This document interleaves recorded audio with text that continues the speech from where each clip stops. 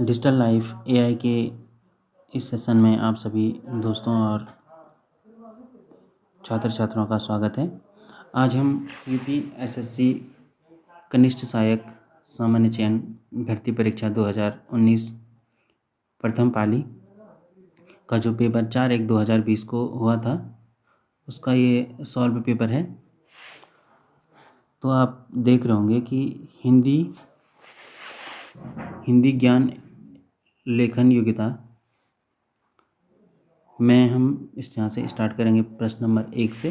तो प्रश्न नंबर 1 है हमारा, मंत्री शब्द का लिंग क्या है।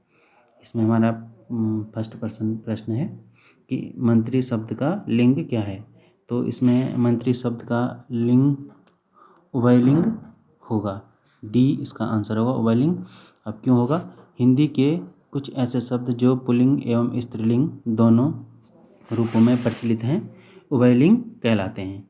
इस संदर्भ में मंत्री, डॉक्टर, राजदूत, प्रधानमंत्री, राष्ट्रपति, अध्यक्ष, प्रबंधक, प्रोफेसर, सचिव, सभापति, निर्देशक आदि शब्दों का प्रयोग होता है। अब प्रश्न नंबर 2 है कि अपवाद को छोड़कर वर्णमाला के अक्षरों के नाम किस लिंग में होते हैं। अपवाद को छोड़कर वर्णमाला के अक्षरों के नाम किस लिंग में होते हैं। तो इसमें जो हमारा प्रश्न नंबर 2 है इसका जो उत्तर होगा, आंसर होगा, इसका होगा पुल्लिंग। अब ये क्यों होगा? सामान्य वर्णमाला के अक्षरों के नाम पुल्लिंग में होते हैं। सामान्यतः क्या होते हैं कि वर्णमाला के अक्षरों के नाम पुल्लिंग में होते हैं, किंतु अपवाद स्वरूप ई तथा री को स्त्रीलिंग के रूप में हम क्या करते हैं, प्रयुक्त करते हैं। इसके बाद हमारे पास नेक्स्ट क्वेश्चन आता है कि इनमें से कौन सा पुल्लिंग शब्द स्त्रीलिंग शब्द में प्रयुक्त प्रत्यय लगाने से बनता है। इनमें से कौन सा पुल्लिंग शब्द स्त्रीलिंग शब्द में प्रत्यय लगाने से बनता है। तो इसका आंसर होगा हमारे पास सी, भेड़ा। भेड़ शब्द स्त्रीलिंग शब्द है। भेड़ शब्द में आ प्रत्यय लगाने से पुल्लिंग शब्द में भेड़ा बनता है। हिंदी में कितने वचन होते हैं? हिंदी में कितने वचन होते हैं? हिंदी में 2 वचन होते हैं। संज्ञा, सर्वनाम, विशेषण और क्रिया के जिस रूप से संज्ञा का बोध हो उसे वचन कहते हैं।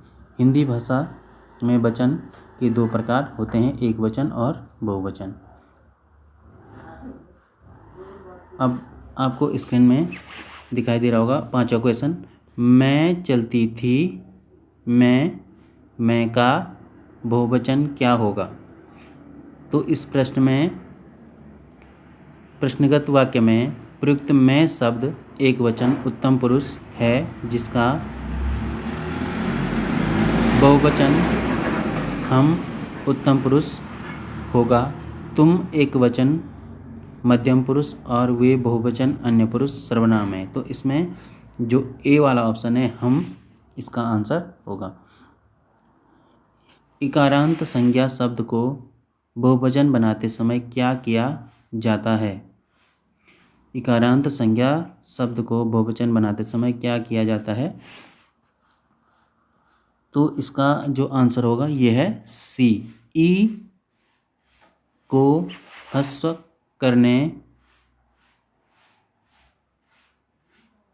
करके अंतिम स्वर के बाद या लगा देते हैं। अब विभक्ति रहित संज्ञाओं के बहुवचन बनाने के लिए नियमानुसार इकारांत स्त्रीलिंग संज्ञाओं अंत्य ई को ह्रस्व कर अंतिम वर्ण के बाद या जोड़ने से बहुवचन बनता है। जैसे नारी का नारियां हो जाता है।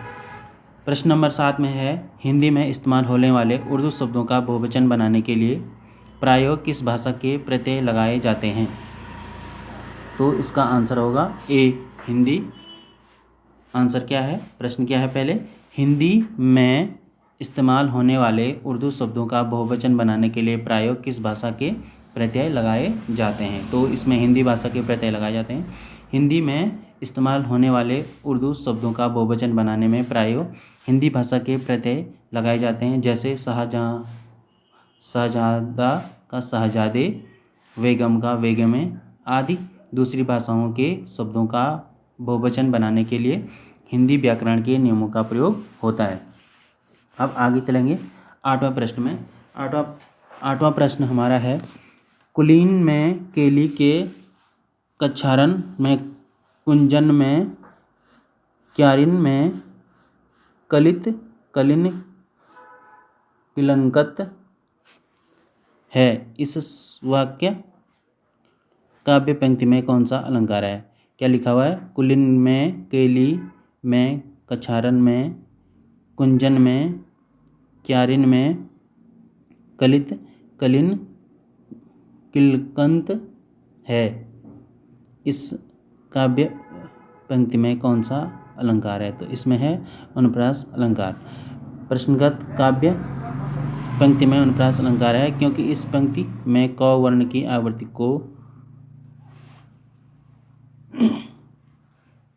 आवृत्ति हो रही है। वर्णों की आवृत्ति को अनुप्रास अलंकार कहते हैं। अब हमारा नेक्स्ट क्वेश्चन है 9वां, माला फेरत जुग भया, फिर न मन का फेर, कर का मन का डारी दे, मन का फेर। इस दोहे में कौन सा अलंकार है? तो इसमें लिखा हुआ है, माला फेरत जुग गया, माला फेरत जुग भया, फिरा न मन का फेर, कर का मन का डारी दे, मन का फेर। तो इस दोहे में जो है यमक अलंकार होगा। प्रश्नगत दोहे में यमक अलंकार है। इस दोहे की द्वितीय पंक्ति में मन का अर्थ माला का दाना है, जबकि मन का अर्थ हृदय होता है। जहाँ एक ही शब्द का बार बार प्रयोग होता है और हर बार उसका अर्थ भिन्न होता है, तो वहाँ कौन सा अलंकार होता है? यमक अलंकार होता है। अब हमारे पास नेक्स्ट क्वेश्चन है 10वां प्रश्न।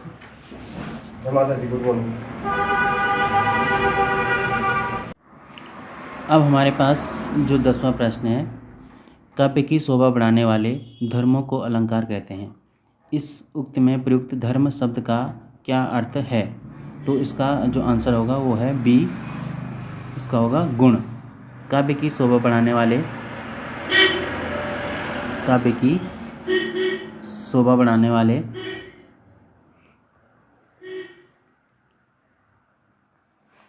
बढ़ाने वाले धर्मों को अलंकार कहते हैं।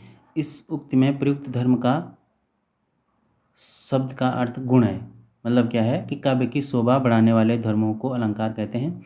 इस उक्ति में प्रयुक्त धर्म शब्द का अर्थ क्या है? गुण है। अब हमारे पास 11वां जो प्रश्न है वो है, तरनी तनुजा तट तमाल, तरवर बहुछाए, झुके फूल सो जल परसन, हित मनहु सुहाए। इस कविता की दूसरी पंक्ति में कौन सा अलंकार है? तो इसमें है उत्प्रेक्षा अलंकार। प्रश्नगत कविता की दूसरी पंक्ति में उत्प्रेक्षा अलंकार है। उपमेय प्रयुक्त में कल्पित उपमान अप्रस्तुत की संभावना को उत्प्रेक्षा अलंकार कहते हैं। अब आगे चलेंगे हम नेक्स्ट क्वेश्चन पे, जो हमारा 12वां क्वेश्चन होगा। 12वें क्वेश्चन में आप देख रहे होंगे, आमरण में कौन सा समास होता है? आमरण में कौन सा समास होता है? तो आमरण शब्द का समास क्या है? विग्रह मरण तक। समास विग्रह मरण तक है। इसमें अव्ययीभाव समास है। अव्ययीभाव समास का पहला पद अव्यय होता है, जिसमें उपसर्ग भी सम्मिलित है। तो 12वें प्रश्न का जो उत्तर होगा वो होगा बी, अव्ययीभाव समास।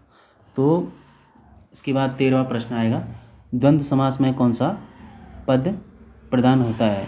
तो द्वंद्व समास में कौन सा पद प्रदान होता है? इसका आंसर होगा सी, दोनों पद, पूर्व पद और उत्तर पद।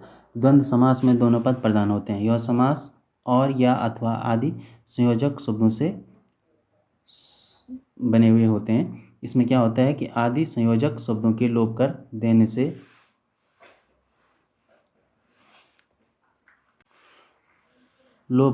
से बनता है, जैसे अंजल बराबर अन्न और जल। इसी तरह से हम सुक्ति का सही संधि विच्छेद क्या होता है? सुक्ति, सुधन उक्ति, सुक्ति। सुक्ति का सही संधि विच्छेद होगा सु धन उक्ति। उ धन उ बराबर उ है, इसमें दीर्घ स्वर संधि है। इस संधि के नियमानुसार यदि अ आ ई उ और री के बाद वे ही ह्रस्व या दीर्घ स्वर आएँ तो दोनों मिलकर क्रमशः आ ई उ और री को बना देते हैं। अब नेक्स्ट क्वेश्चन है 15 क्वेश्चन, नरेश का संधि विच्छेद क्या होगा। तो नरेश का जो संधि विच्छेद होगा, नरेश का सही संधि विच्छेद नर धन ईस अ धन ई बराबर ए आता है। इसमें गुण स्वर संधि है। इस संधि के नियमानुसार यदि अ या आ के बाद ई या उ और री आए तो दोनों मिलकर क्रमशः ए ओ तथा अर हो जाते हैं। अब नेक्स्ट क्वेश्चन है कि तथैव का संधि विच्छेद क्या है। तथैव का संधि विच्छेद क्या होगा। तथैव का जो संधि विच्छेद होगा, जो ए है तथा धन एव, तथैव। तो तथैव को हम किस तरह से लिखते हैं कि तथैव, ये वाला क्वेश्चन का यहाँ पे आ गया ये तथैव का संधि विच्छेद होता है तथा धन एव आ धन ए बराबर ए, आ धन ए बराबर ए, ये वाला प्रश्न है। इसमें वृद्ध संधि है। इस संधि के नियमानुसार यदि अ या आ के बाद ए या ए आएँ तो दोनों के स्थान पर ए तथा ओ या ओ आएँ तो दोनों के स्थान पर ओ हो जाता है। अब नेक्स्ट क्वेश्चन हम जाएंगे, इसमें है अत्याचार, ये वाला प्रश्न जो आपको दिखाई दे रहा होगा यहाँ पे स्क्रीन पे। तो ये है अत्याचार का संधि विच्छेद। तो अत्याचार का जो संधि विच्छेद होगा वो होगा अतिधन अचार, अत्याचार। तो अत्याचार का सही संधि विच्छेद होगा अतिधन अचार ई धन आ बराबर य है। इसमें यण स्वर संधि है। इस संधि के नियमानुसार यदि ई उ तथा री के बाद कोई भिन्न स्वर आए तो ई का ई तथा य उ का उ का व तथा री का र हो जाता है। क्या हो जाता है, ई का ई या ई का, जो छोटी ई और बड़ी ई होती हैं, ई या ई का क्या हो जाता है, य हो जाता है। और उ का क्या हो जाता है, व हो जाता है। और री और का क्या हो जाता है, र हो जाता है। इसी तरह से आगे नाविक का सही संधि विच्छेद क्या होगा। नाविक का सही संधि विच्छेद होगा नौ धन इक। नाविक का सही संधि विच्छेद होगा नौ धन इक। नौ ओ धन ई का वो है और इसमें अयादि स्वर संधि है। इस संधि के नियमानुसार यदि ए ओ के बाद कोई भिन्न स्वर आए तो ए का आए, ओ का औ तथा ओ का आओ हो जाता है। अब इसी प्रकार उज्ज्वल का संधि विच्छेद क्या हो जाएगा। उज्ज्वल का उत धन ज्वल। उज्ज्वल का सही संधि विच्छेद उत धन ज्वल है। इसमें व्यंजन संधि है। इस संधि के एक नियम के अनुसार यदि सरकार तथा त वर्ग, त थ द ध न, हमारे पास त वर्ग ट वर्ग म वर्ग इस तरह से आते हैं जो, तो अनुसार यदि क्या होगा कि त वर्ग त थ द ध न के बाद सकार तथा च वर्ग च छ ज ज य आए तो सकार तथा त वर्ग का सकार तथा च वर्ग को हो जाता है। इसी तरह से दिगंबर का सही संधि विच्छेद क्या होगा। डी दिक धन अंबर। इसका क्या हो जाएगा, दिक धन अंबर। हमारे पास हम कौन सा क्वेश्चन कर रहे हैं अभी, 20वां प्रश्न कर रहे हैं। तो दिगंबर का संधि विच्छेद हो जाएगा दिक धन अंबर। तो अभी देखो आगे, इसमें ये वाला प्रश्न है 20वां प्रश्न। और दिगंबर का सही संधि विच्छेद होगा दिक धन अंबर।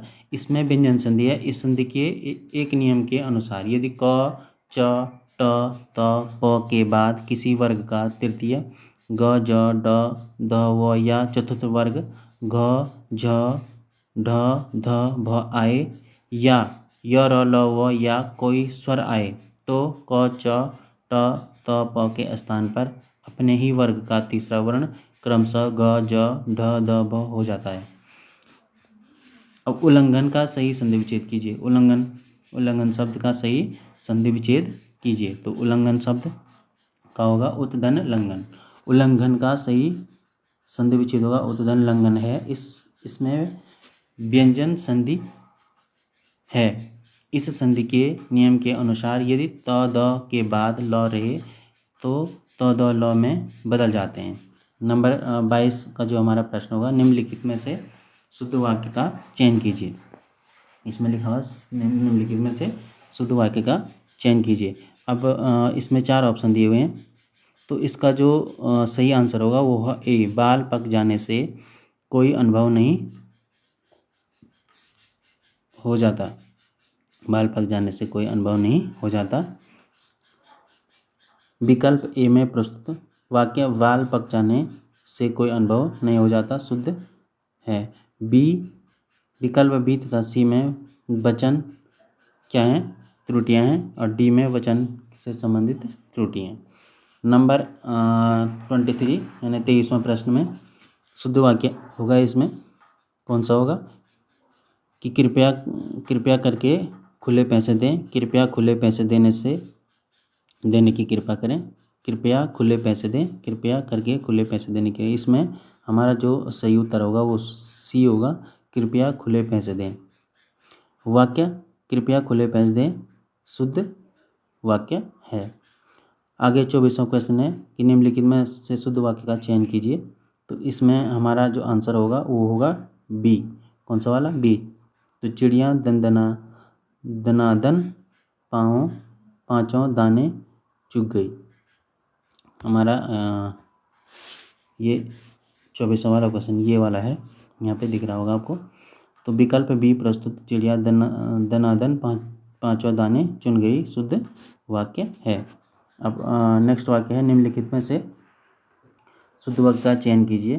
तो इसमें डी आंसर होगा। डी आंसर क्या हमारा? भारत ने चंद्रयान 2 लॉन्च किया है। और हमारा इसके बाद 26वां प्रश्न होगा, इसमें भी है शुद्ध वाक्य का चयन कीजिए।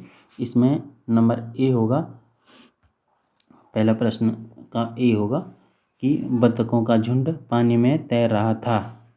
क्या होगा? बतखों का झुंड क्या कर रहा था? पानी में तैर रहा था। इसके बाद 27वां जो हमारा प्रश्न होगा, इसमें लिखा निम्नलिखित वाक्यों का क्या करो फिर शुद्ध चयन कीजिए। तो इसका जो डी वाला प्रश्न है, तो इसका डी वाला प्रश्न सही होगा, नदियों से के पानी से सिंचाई की जाती है। इसके बाद हमारे पास 28वां जो क्वेश्चन आएगा, आदमी बनना मुहावरे का अर्थ। आदमी बनना मुहावरे का क्या होगा? अर्थ क्या होगा? आदमी बनना मुहावरे का अर्थ होगा सी। तो सी वाला कौन सा ऑप्शन है हमारा? अभी आपको सी वाला दिखाते हैं। ये सी वाला जो आदमी बनना और अच्छा व्यवहार सीखना, तो ये इसका आंसर होगा सी। आदमी बनना मुहावरे का सही जो अर्थ होगा वो क्या है? सी है। इसके बाद हम आगे चलेंगे नेक्स्ट क्वेश्चन पे, जो हमारा 29वां क्वेश्चन होगा। तो आँख खुलना मुहावरे का सही अर्थ क्या होगा? आँख खुलने मुहावरे का ज्ञान होना। आँख खुलना मुहावरे का सही अर्थ होगा ज्ञान होना। इसके बाद नेकी कर दरिया में डाल लोकोक्ति का उपयुक्त अर्थ। तो इसका नेकी कर दरिया में डाल, तो इसका जो अर्थ होगा वो होगा बी, उपकार करके उपकार की बात को भूल जाना। हम कोई उपकार करेंगे किसी पे और वो उपकार करके भूल जाना का अर्थ क्या होता है? नेकी कर दरिया में डाल। नेकी कर दरिया में डाल लोकोक्ति का अर्थ होता है कि उपकार करके उपकार करने कर भूल जाना। चिराग तले अंधेरा। चिराग तले अंधेरा का जो लोकोक्ति है उसका अर्थ होगा निकट के दोषों को न देखना। मतलब हम अपने स्वयं के जो निकट के दोस्त हैं उनको नहीं देख पाते हैं, तो चिराग तले अंधेरा इसका अर्थ है। आसमान से गिरा खजूर पर अटका। इस उक्ति का जो आंसर होगा वो है एक नई मुसीबत में पड़ना। एक मुसीबत खत्म नहीं हुई और दूसरी आन पड़ी। नेक्स्ट जो हमारा क्वेश्चन है 33 का 33वां क्वेश्चन। तो किनारे लगना मुहावरे का जो अर्थ होगा वो है ए। किनारे लगना का मतलब होता है किसी कार्य का समाप्त होना। किसी कार्य का समाप्त होना। इसी प्रकार हमारे पास जो नेक्स्ट क्वेश्चन आएगा 34 उथला शब्द का विलोम शब्द, उथला शब्द का विलोम शब्द आएगा ए गहरा। उथला शब्द का विलोम क्या होगा? गहरा, उभरा या विलोम या धसा। इसके बाद स्वर्ग शब्द का विलोम शब्द क्या आएगा? नरक। राग का विलोम शब्द क्या आएगा? बी का, इसका बी होगा, इसमें है विराग। राग शब्द का विलोम विराग है। अनुराग का विलोम विराग। आसक्ति का विलोम अनासक्ति तथा अनुरक्ति का विलोम विरक्ति। इसमें जो कुछ दे रखे हैं हमने, राग शब्द का विलोम क्या हो गया? विराग। अनुराग का विलोम और विराग है। आसक्ति का विलोम अनासक्ति है तथा अनुरक्ति का विलोम विरक्ति है। सूक्ष्म शब्द का विलोम क्या होगा? सूक्ष्म शब्द का विलोम होगा स्थूल या मोटा, स्थूल या मोटा। मोटे का विलोम क्या होगा? पतला। स्वाधीन शब्द का विलोम होगा, स्वाधीन शब्द का विलोम होगा पराधीन। स्वतंत्र का विलोम होगा परतंत्र। निरंकुश का विलोम होगा अंकुश। इस तरह से हम नेक्स्ट क्वेश्चन पे जाते हैं। इसी तरह से सन्मार्ग शब्द का विलोम होगा कुमार्ग। घृणा शब्द का विलोम होगा ए प्रेम। 41वां प्रश्न देख पा रहे होंगे, इसमें लिखा हुआ है निम्नलिखित में से कौन सा पहाड़ का पर्यायवाची शब्द नहीं है? तो अचला क्या है? पहाड़ का पर्यायवाची शब्द नहीं है। नंबर नेक्स्ट 42वां क्वेश्चन जो देखा था अभी हमने, तो 42वें क्वेश्चन में बादल का जो पर्यायवाची शब्द है वो तोयज नहीं है। ठीक है, निम्नलिखित में कौन सा शब्द कमल का पर्यायवाची नहीं है? तो कमल का पर्यायवाची शब्द कौन सा नहीं है? वारिद। वारिद कमल का नहीं है बल्कि किसका है? बादल का पर्यायवाची शब्द होता है। कमल के पर्यायवाची नीरज, उत्पल, अरविंद आदि होते हैं। इसी प्रकार हम नेक्स्ट क्वेश्चन में चले जाते हैं कि 44वें क्वेश्चन में, इसमें सूर्य का पर्यायवाची शब्द नहीं है। कौन सा नहीं है? सी वाला। सी कौन सा है? हिमकर। हिमकर, हिमकर सूर्य का पर्यायवाची शब्द नहीं बल्कि किसका है? चंद्रमा का पर्यायवाची शब्द है। सूर्य के पर्यायवाची हैं दिनकर, प्रभाकर, दिवाकर, भानु, आदित्य और दिनेश। इसी प्रकार जो हमारा 45वां प्रश्न है, इसमें कौन सा बिजली का पर्यायवाची शब्द नहीं है? तो बिजली का कौन सा नहीं है? इसका डी होगा चंचरी। तो चंचरी बिजली का पर्यायवाची शब्द नहीं बल्कि भ्रमरी, भौरी का पर्यायवाची शब्द है। बिजली के पर्यायवाची शब्द कौन से हैं? तड़ित, चमचला, सौदामिनी, विद्युत दामिनी, क्षण प्रभा, घनादामा आदि। इसी प्रकार हमारा जो अगला क्वेश्चन है 46 क्वेश्चन, 46वां प्रश्न। तो 46वें प्रश्न में हम देख पा रहे हैं कि कौन सा शब्द हवा का पर्यायवाची शब्द नहीं है? तो हवा का पर्यायवाची शब्द कौन सा नहीं है? अनल हवा का नहीं है बल्कि किसका है? अग्नि का पर्यायवाची शब्द होता है। तो हवा के पर्यायवाची शब्द कौन से हैं? अनिल, पवन, समीर, वायु, मारुति,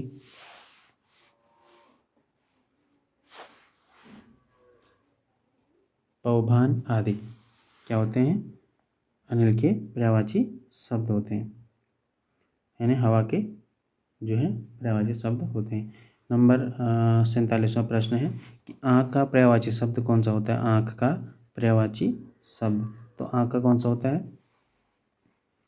का पर्यायवाची शब्द कौन सा नहीं है? आँख का पर्यायवाची शब्द कौन सा नहीं? निम्नलिखित में से कौन सा आँख का पर्यायवाची शब्द नहीं है? तो इसमें हो जाएगा हमारा डी आंसर। तो डी कौन सा है? दृगम्बु। दृगम्बु, दृगम्बु का, दृगम्बु का अर्थ होता है आँख का नहीं बल्कि किसका होता है? आंसू का पर्यायवाची शब्द है। आँख के पर्यायवाची शब्द हैं अक्षि, नयन, दृग, नेत्र, चक्षु, लोचन आदि। इसके बाद हमारे पास 48वां प्रश्न आता है, निम्नलिखित में से कौन सा तत्सम नहीं है? तो तत्सम कौन सा नहीं है हमारा? इसमें ए वाला नहीं है, चेत। चेत शब्द तद्भव है जिसका तत्सम क्या होता है? चैत्र होता है। ज्येष्ठ, आषाढ़ तथा फाल्गुन तत्सम शब्द हैं। हम आगे जाएंगे भी नेक्स्ट क्वेश्चन पे। तो जो नेक्स्ट क्वेश्चन है हमारा वो है निम्नलिखित में से कौन सा तत्सम शब्द नहीं है? तो इसमें से तत्सम कौन सा नहीं है? डी वाला, पुहुमी। पुहुमी क्या नहीं है? तत्सम नहीं है। पुहुमी शब्द तत्सम नहीं है। नरक, स्वर्ग तथा खग तत्सम शब्द हैं। निम्नलिखित में से कौन सा तत्सम शब्द नहीं है? फिर इनमें से पुष्प, पुहुम, सुमन, प्रसून। तो पुहुप क्या है? तत्सम शब्द तद्भव है जिसका तत्सम पुष्प होता है। सुमन का प्रसून तद्भव शब्द है। नंबर 51वां प्रश्न है हमारे पास, निम्नलिखित में से कौन सा शब्द तत्सम नहीं है? तो तत्सम कौन सा नहीं है? नेह। नेह शब्द तद्भव है जिसका तत्सम स्नेह है। नग्न, क्षमा तथा नख तत्सम शब्द हैं। हमारे पास निम्नलिखित में से कौन सा तत्सम शब्द नहीं है? इसमें से फिर धरती, दीपावली, नेवला और नाच, तो इसमें कौन सा वाला है? बी वाला। तो बी कौन सा हो जाएगा हमारे पास? तत्सम शब्द नहीं है। दीपावली तत्सम, दीपावली शब्द तत्सम है जिसका तद्भव दीपावली है। धरती, नेवला तथा नाच तद्भव शब्द हैं जिसके तत्सम क्रमशः धरित्री, नकुल तथा नृत्य हैं। जो मुश्किल से प्राप्त हो उसे कहते हैं, क्या कहते हैं उसको? दुर्लभ। जो मुश्किल से प्राप्त हो उसको दुर्लभ कहते हैं। जिसको प्राप्त न किया जा सके उसे अलभ्य कहते हैं। जो आसानी से प्राप्त हो जाए उसे सुलभ कहते हैं। जिसको लांघ न सके उसको अलंघ्य कहा जाता है। अवसर के अनुरूप बदल जाने वाले को क्या कहते हैं? अवसरवादी कहते हैं। तो दोस्तों आज का जो क्लास है हमारी, तो यूपीएसएससी का जो 2019 का जो प्रश्न पत्र था, ये हल प्रश्न पत्र है। तो जो हमने आज हिंदी सेशन ही पढ़ाया है इसमें, और नेक्स्ट वीडियो में हम क्या करेंगे कि जो इसके आगे के जो 54 प्रश्न से आगे के जो प्रश्न हैं उनको करवाएंगे। तो अगर आपको हमारा ये वीडियो अच्छा लगे तो कृपया शेयर करें अपने सभी दोस्तों को, और ज़्यादा से ज़्यादा क्या करें? लाइक करें और हमारे चैनल को सब्सक्राइब करें। धन्यवाद।